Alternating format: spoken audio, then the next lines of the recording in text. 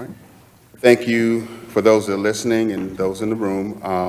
My name is Chris Williams. I am the chair of the Community Development Committee. In the room with us is Councilman Mayor Pro Tem Wesley Hudson, Councilman Tyrone and Johnson, and Councilman Cyril. You're 0 for 3 so far. I had a long day, y'all. I do apologize. But all members are in attendance, and to keep it moving forward, I will turn the floor over to staff, to Nina, to give us information on the public hearing Home American Rescue Plan.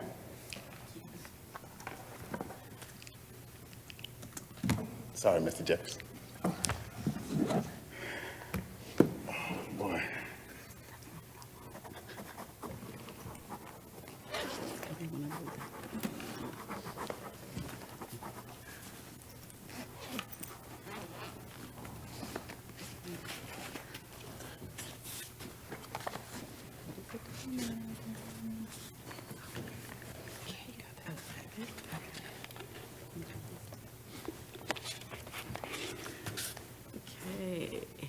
Good afternoon, Mr. Chairman and members of the committee.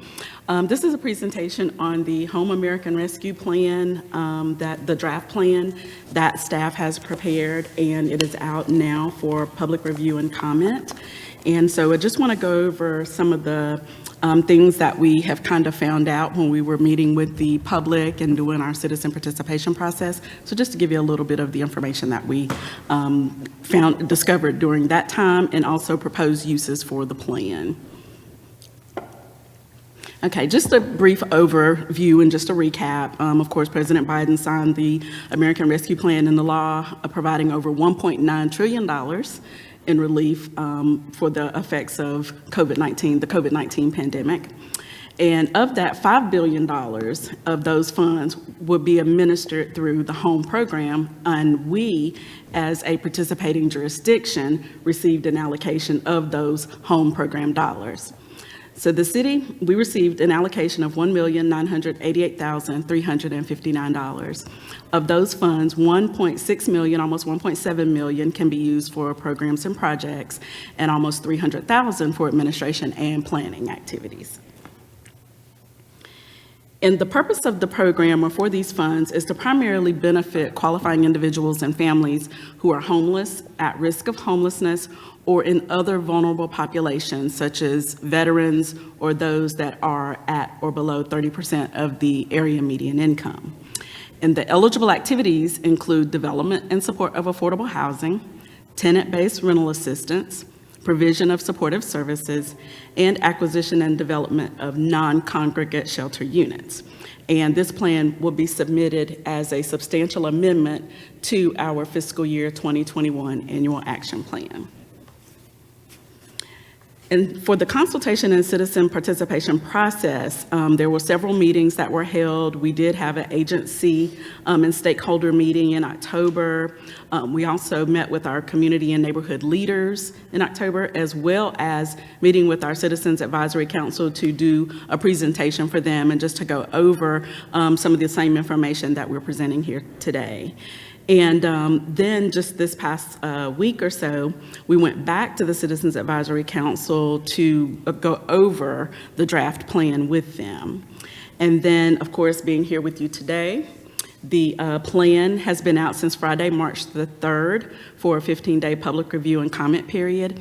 And the plan is available on our website, as well as various locations across the city. We have them located at our 4th Street office, Macedonia Family Resource Center, the Public Library, the YWCA. And so just trying to make sure that we have the plan available at places or agencies where these individuals or folks that fall within the targeted populations might actually be. And we are requesting a public hearing be set for March the 20th, and then the plan is due to HUD by March 31st.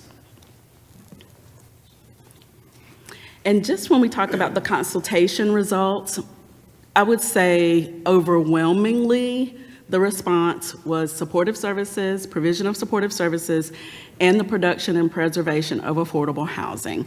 When we look at supportive services, the agency specifically mentioned rental assistance and rental counseling.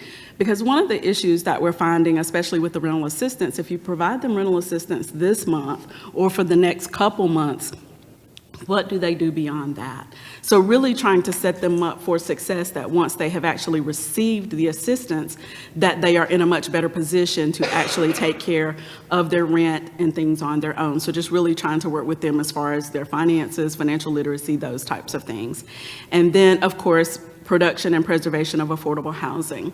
In preparing the plan and looking at some of our comprehensive housing affordability strategy data, what we have found is that when we look at households that are at or below 30% of the area median, that 10,000 number that we've kind of been talking about, that is really the case. When we look at the households that have at least one defined housing problem, that could be insufficient bathroom, insufficient kitchen facilities, or they're at least 30% cost burdened, you're looking at 9,760 households. So that is roughly 52% of all rental households in High Point. There are 18,705 rental households.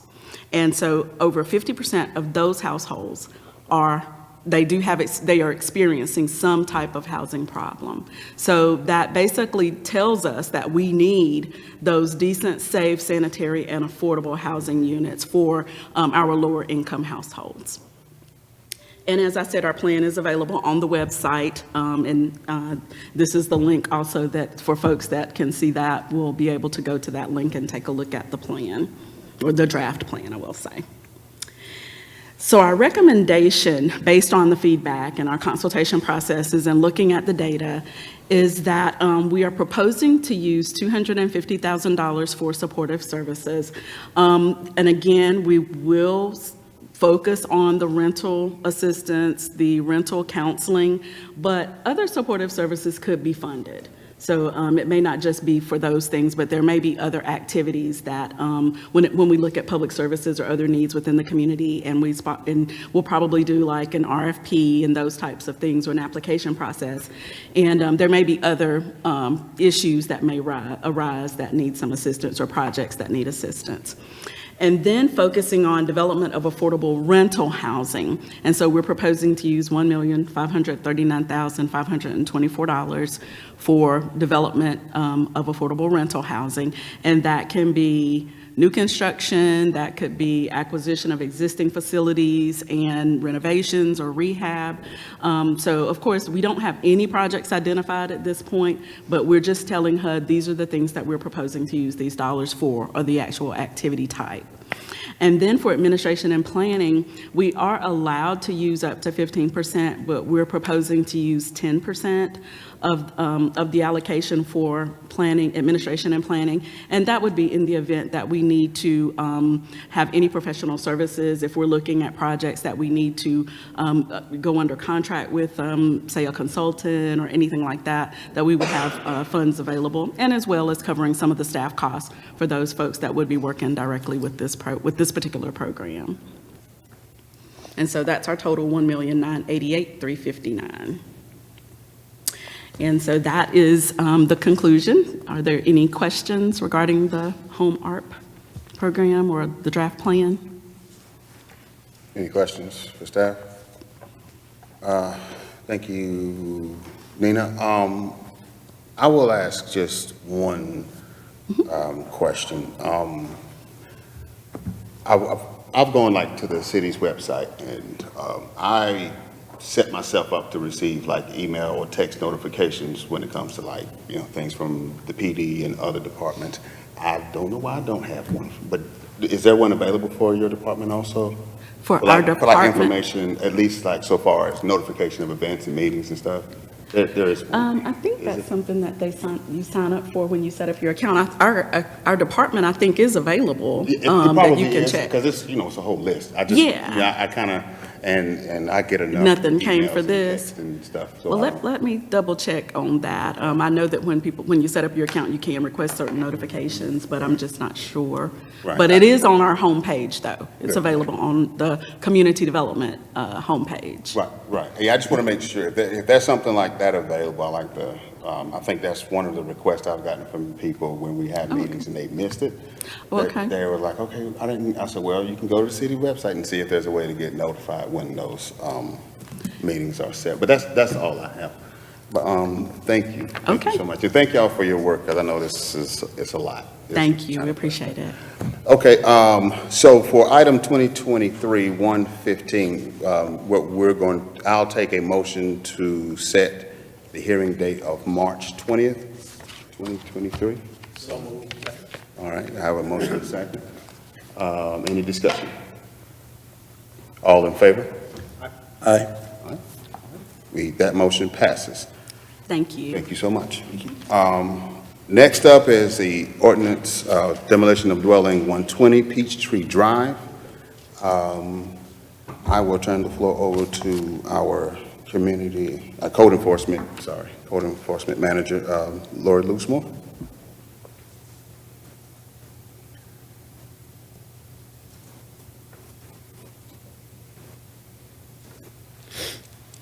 Good afternoon, committee. The first case we have today is 120 Peachtree.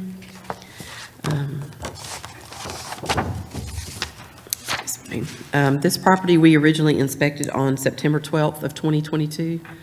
Okay, just want to make sure I had the map. September 12th of 2022. We held a hearing on September 26th of 2022. The sister-in-law of the owner, who is deceased, did show for the hearing. She stated that she had started the probate process and had hired a contractor to complete the repairs. But it was determined that the repairs exceed 65% of the value, so an order to repair demolish was issued on the 29th of September of 2022 with a compliance date of November 10th, 2022.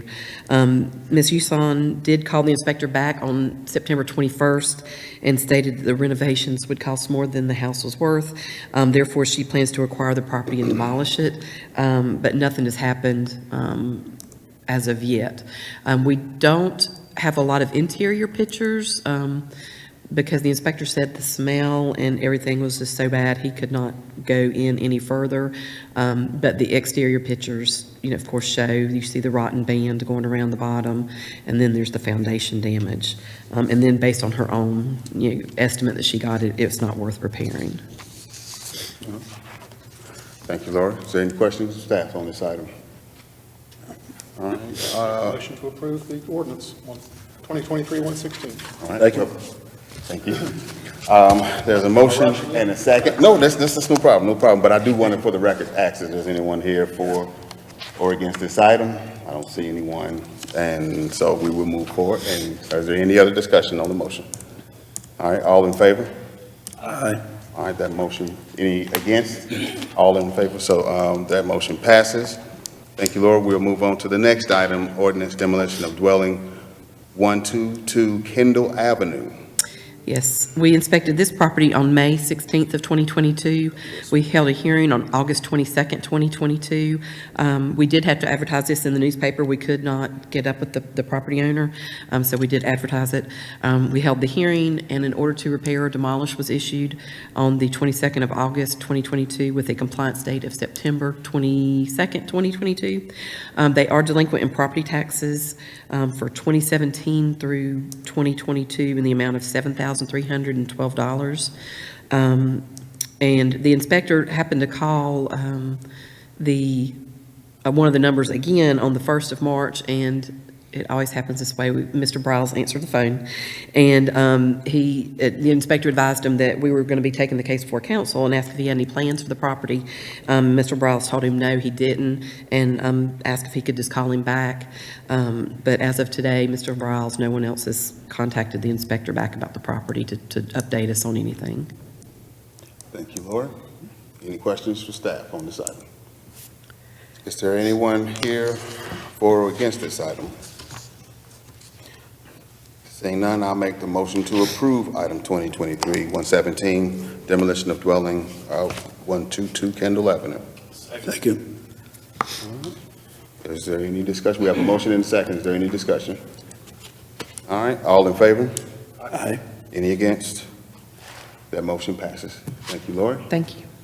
That was the last item on the agenda. Does anyone have anything else before we adjourn? All right.